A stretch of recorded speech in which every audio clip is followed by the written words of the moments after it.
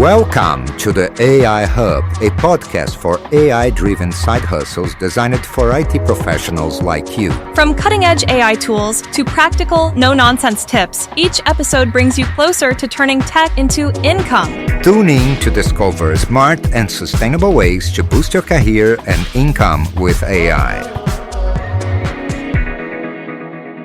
Welcome to AI Hub, everybody. I'm Larry, and we are going to do what we do here, take a deep dive into some of the latest happenings in the AI world. Yeah, I'm Amanda, and I'm ready to get geeky with it. All right, so the story that we're going to dive into today really just kind of came out of left field.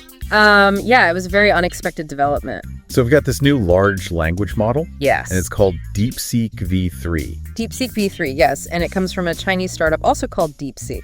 And the interesting thing is that it's they're claiming it's outperforming some of the big names that we all know. That's right. And, these are not small claims. They're saying they're doing better than some of the models that, we all use and are very familiar with. And not only that, but they're claiming that they did it faster and cheaper.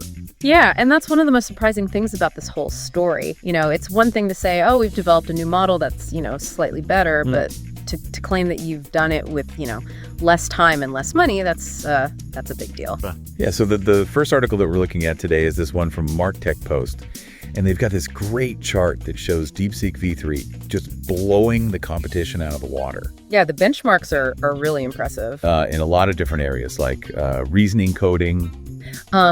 Even understanding complex instructions. Yeah, and just to pick one example here on the math benchmark. Yeah. DeepSeek is scoring a 90.2. Yeah.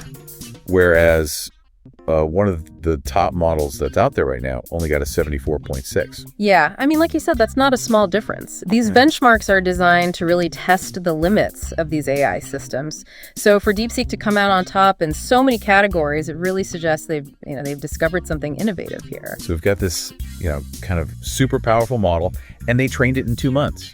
It's really amazing when you think about it. Unbelievable. Most of these large language models take months or even years to train. And here's DeepSeek coming in and saying, yeah, we did it in 2 months. And oh, by the way, it cost us a fraction of what you guys are spending. Yeah, they spent something like $5.5 million, according to this South China Morning Post article. Yeah, which is, peanuts compared to what some of the bigger players are investing in their AI development. So this kind of brings up the question of, how are they doing this? What's their secret sauce? Well, one of the key factors seems to be their use of something called a mixture of experts architecture. Okay.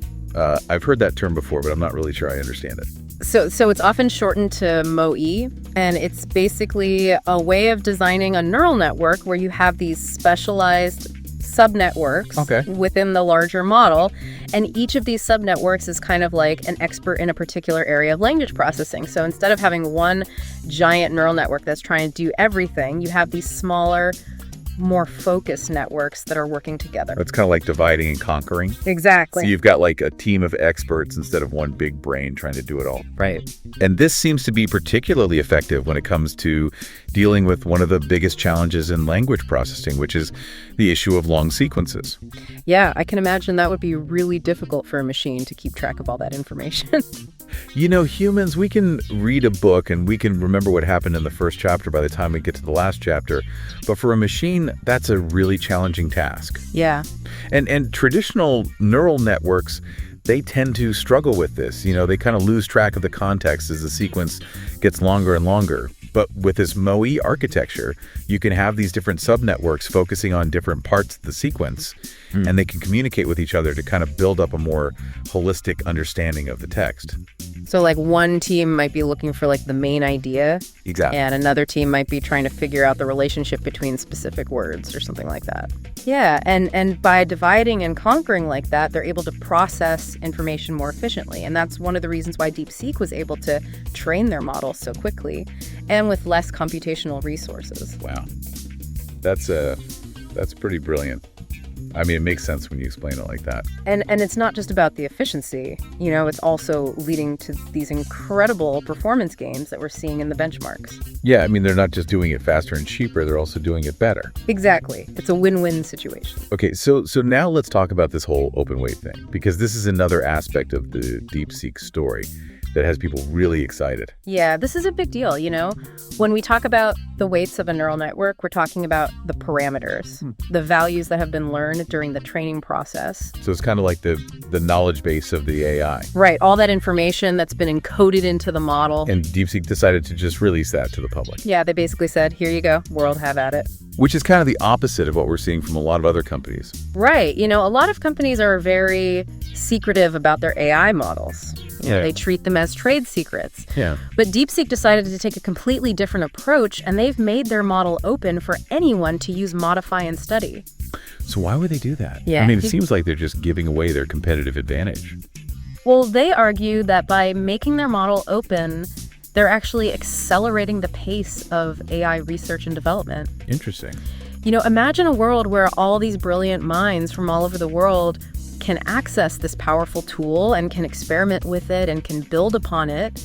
That could lead to an explosion of new applications and innovations. Yeah, I mean, you can see how that would be really beneficial for the AI community as a whole. Right, and it also raises some interesting questions about, the future of AI development, Yeah. Is this the beginning of a trend, or are we going to see more and more companies embracing this open approach? Well, I guess only time will tell, but it's certainly a fascinating development to watch. It's a game changer for sure. So we've talked about DeepSeek V3's impressive performance. We've talked about their innovative training methods, and we've talked about their decision to open source the model. Right. But there's another layer to this story that we can't ignore, which is the geopolitical context. That's right. We can't just talk about the technology in a vacuum. We have to also consider the broader context in which it's being developed. And the fact that DeepSeek is a Chinese startup is significant because we're seeing this kind of global race to develop AI. Absolutely. AI is seen as a key technology for the future, and every country wants to be a leader in this field. And China's been making some major strides in recent years. Yeah, they've invested heavily in AI research and development, and they've made it clear that they want to be a global AI superpower. And this DeepSeek story is kind of a signal to the rest of the world that they're a force to be reckoned with. Yeah, I mean, it's a real statement. It's like they're saying, hey, we're here and we're not going anywhere. Right, and they're backing it up with results.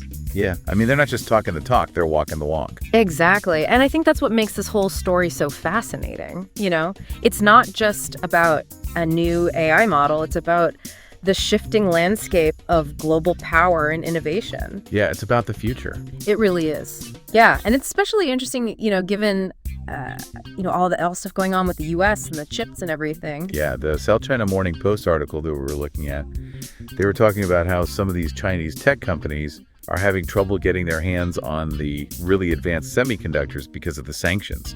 Right, and even with those limitations, they're still coming out with these groundbreaking technologies. So it really just shows, their commitment to, staying ahead in the AI game. It really feels like they're kind of like, throwing down the gauntlet here. I think that's a good way to put it. They're challenging the status quo. They're showing the world that they're not going to be held back, and they're really pushing the boundaries of what's possible.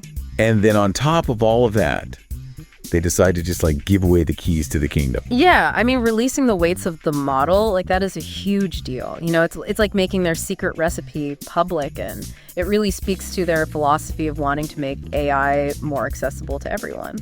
Yeah, I mean, it's kind of mind-blowing when you think about it. You've got this incredibly powerful AI model that could potentially be used for all sorts of amazing things, and they're just like, here, we'll take it and run with it. Right. It's like they're saying, we believe that the best way to advance AI is to make it open and collaborative and to let everyone contribute to its development. Yeah, and it kind of makes you wonder, what's going to happen next? Is this going to be the start of a new trend?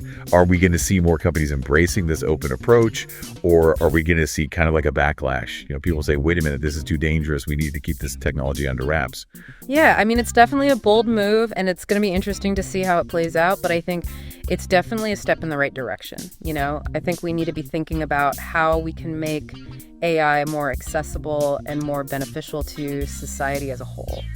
Because the potential here is just enormous, right? I mean, if we can harness the power of AI in the right way, it could really revolutionize so many different aspects of our lives. Absolutely. I mean, think about healthcare, education, transportation. I mean, the list goes on and on. But of course, there's always that flip side, right? Yeah. You know, the potential for misuse, the fear that AI could become too powerful and, you know, kind of turn against us. Yeah, I mean, it's something that we need to be very mindful of. You know, as we develop these technologies, we need to be thinking about the ethical implications, and we need to be putting safeguards in place to make sure that AI is used for good and not for harm. So it's really kind of like a balancing act, right? You know, we want to push the boundaries of what's possible with AI, but we also want to make sure that we're doing it responsibly. Exactly. It's a delicate balance, but it's a balance that we need to strike if we want to make sure that AI benefits humanity as a whole.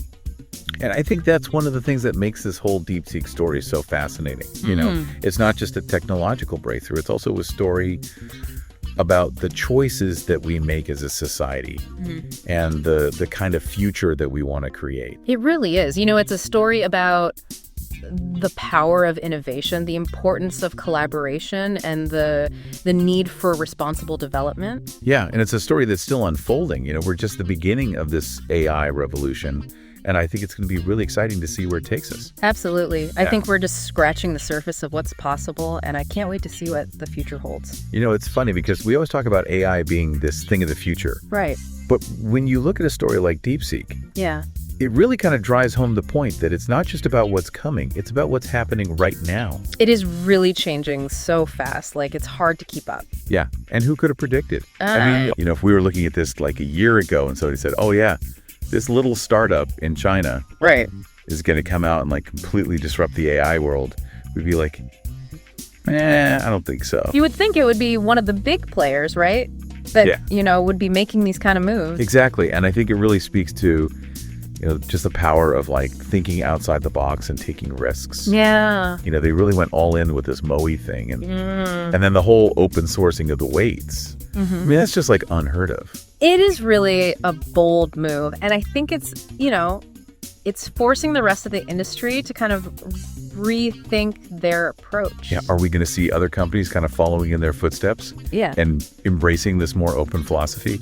Or are they going to kind of double down and be like, no, our AI is our secret sauce. We're not sharing it with anybody. Right. I guess we'll have to wait and see. Yeah. I mean, it's kind of like they threw this like grenade into the middle of the AI world. Yeah, shook things up for sure. And now everybody's trying to figure out, you know, where the pieces are going to land. What to do next. Yeah. And I think for you know, the listener out there, I think the takeaway here is that AI is changing the world. Definitely. And it's changing fast. And it's not just about, you know, what's happening in Silicon Valley or in these big research labs. It's happening all over the world. Yeah, and it's accessible to, you know, it's not just these big companies who have access to this technology anymore. Exactly. And it's really up to all of us to kind of stay informed and stay engaged and to make sure that, you know, we're using this technology for good. Right. And that we're not letting it, you know, run away from us. Yeah, these are conversations we need to be having now, not, you know, 10 years from now when it's too late. Yeah. I mean, this is the time to really kind of shape the future of AI.